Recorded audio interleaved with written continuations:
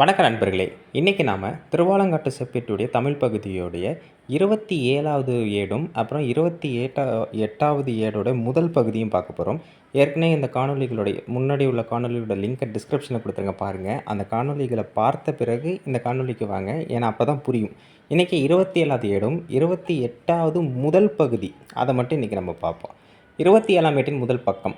நொச்சி கழுவனென்னும் செய்யின் கேழ்விரம்பில் நின்ற புற்றையுற்று தெற்கினும் இதனை இடத்திட்டு இவ்வெள்ளை தானுள்ளவாறே கிழக்கு நோக்கிச் சென்று கயற்பாக்கத்து தென்மேல் மூலை நின்ற புற்றையுற்று தெற்கினும் இதனை இடத்திட்டு இக்கயற்பாக்கத்து தென்னெல்லை தானுள்ளவாறே கிழக்கு நோக்கியும் வடகிழக்கு நோக்கியும் கிழக்கு நோக்கியும் சென்று இவ்வெள்ளையில் நின்ற வெலுங்கு மரமே யுற்று தெற்கினும் இதனை இடத்திட்டு இவ்வெள்ளை தானுள்ளவாறே கிழக்கு நோக்கிச் சென்று இவ்வெள்ளையில் நின்ற புற்றையுற்று தெற்கினும் இதனை வலத்திட்டு இவ்வெள்ளை தானுள்ளவாறே வடக்கு நோக்கியும் கிழக்கு நோக்கியும் சென்று இவ்வெள்ளையில் நின்ற திரள் வேம்பையுற்று கிழக்கினும் தெற்கினும் இவ்வேம்பை இடத்திட்டு இவ்வெள்ளை தானுள்ளவாறே தெற்கு நோக்கியும் கிழக்கு நோக்கியும் சென்று இவ்வெள்ளையில் வேம்போடு அப்படின்னு கொடுத்துருக்காங்க.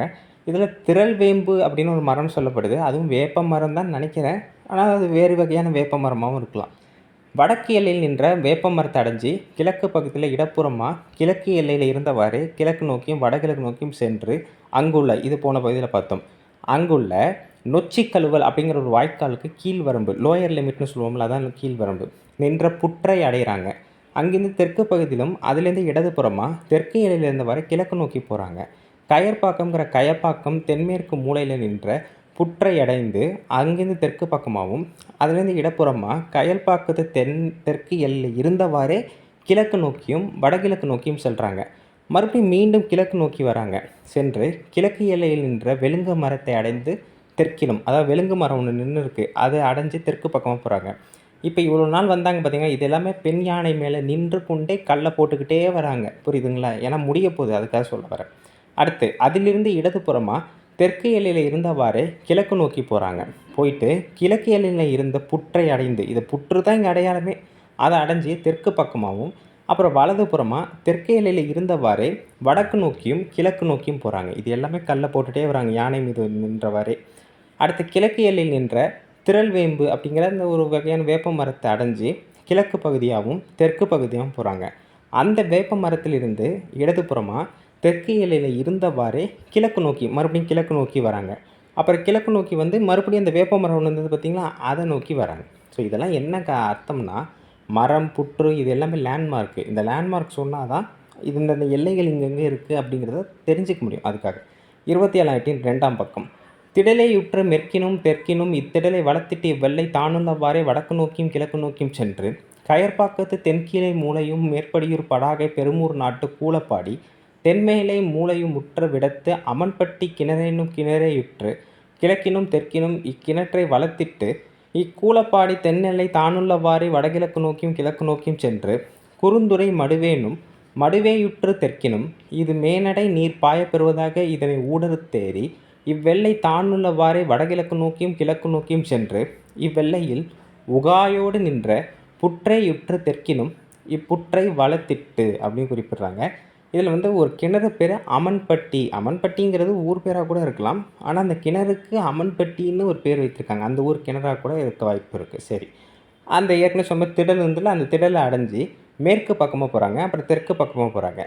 அந்த திடல்லேருந்து வலதுபுறமாக தெற்கு எல்லையில் இருந்தவரை வடக்கு நோக்கி போகிறாங்க.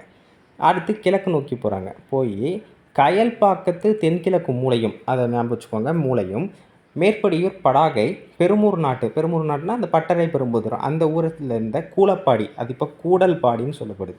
தென்மேற்கு மூலையும், இந்த 2 மூலையும் சேர்ந்த இடத்துல தான் என்ன இருக்குது, அமன்பட்டிங்கிற கிணறு இருக்குது. அதை அடைஞ்சி கிழக்கு பக்கமாகவும் தெற்கு பக்கமாகவும் போய் அப்புறம் வலதுபுறமாக போகிறாங்க.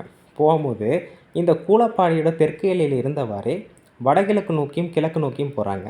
போகும்போது குறுந்துறை அப்படிங்கிற ஒரு மடு, ஒரு குட்டை மாதிரி ஒன்று வருது, அதை அடைஞ்சி தெற்கு பக்கமாக போகிறாங்க. அதிலிருந்து மேற்கு புறமாக நீர் போகிற வழியில் கடந்து போகிறாங்க. ஊடறுத்தேரின்னு சொல்கிறாங்க. தெற்கு எல்லையில் இருந்தவரை வடகிழக்கு நோக்கியும் கிழக்கு நோக்கியும் போகிறாங்க. போய் கிழக்கு எல்லையில் இந்த உகாய் மரம்ங்கிற கடுகு மரம் இருக்குது பார்த்தீங்களா, இந்த கடுகு மரம் நின்ற புற்றை அடைந்து, அங்கே ஒரு புற்று இருக்குது. எதுக்காக இதை அழுத்தி சொல்கிறேன்னா, ஃபஸ்ட்டு நம்ம பார்த்தோம் பார்த்தீங்களா, அந்த கூலப்பாடியோட எல்லையிலேருந்து தான் ஆரம்பிக்கிறாங்க. அந்த எல்லைக்கு வரப்போகிறாங்க. இப்போ அதாவது முடித்து வரப்போகிறாங்க. அதுக்காக இதை அழுத்தி சொல்கிறேன். அந்த புற்று அந்த கடுகு மரம் பக்கத்தில் இந்த புற்றை அடைந்து அதிலிருந்து என்ன பண்ணுறாங்க, வலதுபுறமாக போகிறாங்க. சரி, 28ஆம் ஏட்டின் முதல் பக்கம்.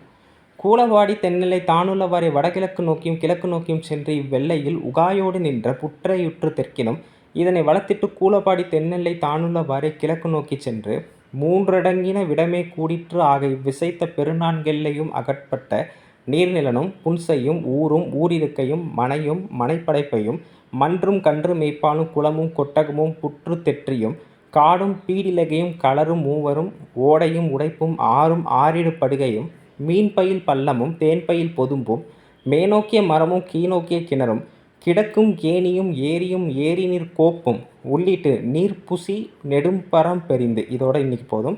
நாளைக்கு மற்றதை பார்ப்போம். இதில் நிறைய சூப்பரான விஷயங்கள் இந்த முதல் பக்கத்தில் இருக்குது. அது என்னன்னு பார்ப்போம்.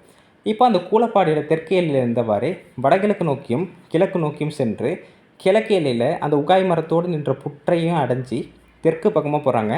அதிலிருந்து வலது புறமாக அந்த கூலப்பாடி தெற்கு எல்லையில் இருந்தவாறே கிழக்கு நோக்கி போய் இப்போ கிழக்கு தெற்கு மேற்கு எல்லா எல்லைகளும் முடித்து கடைசியில் எந்த எல்லைக்கு வந்துட்டாங்க, வடக்கு எல்லைக்கு வந்துட்டாங்க.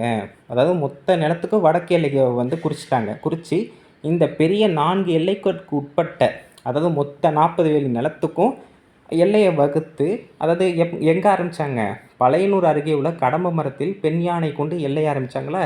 இப்போ அதை முடித்து அப்படியே வந்த இடத்துக்கே திரும்பி வந்துட்டாங்க.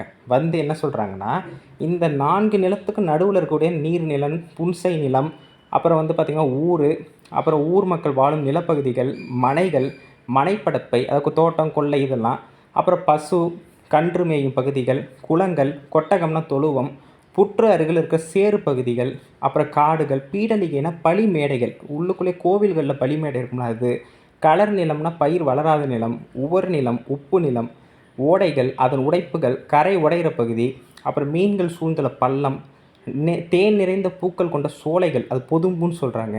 அப்புறம் மேற்கு நோக்கிய மரங்கள், அப்புறம் கிழக்கு நோக்கி கிணறு, அப்புறம் கிடங்குன்னா விவசாய பொருட்கள் சேமிக்கிற இடம், அப்புறம் கேணி, ஏரிகள், ஏரி நீர் கோப்புன்னு இப்படி இந்த 4 எல்லைக்கும் உட்பட்ட உள்ளே இருக்கிற பகுதி இருக்குது பார்த்திங்களா, அதெல்லாம் என்ன பண்ணணுங்கிறத நம்ம அடுத்த பகுதியில் பார்ப்போம். அடுத்த பகுதி இன்னொரு 3 ஏடு தான் இருக்குது. அதையெல்லாம் தொடர்ந்து பார்ப்போம். இந்த தகவலை மறக்காமல் எல்லாருக்கும் பகிருங்க. நன்றி, வணக்கம்.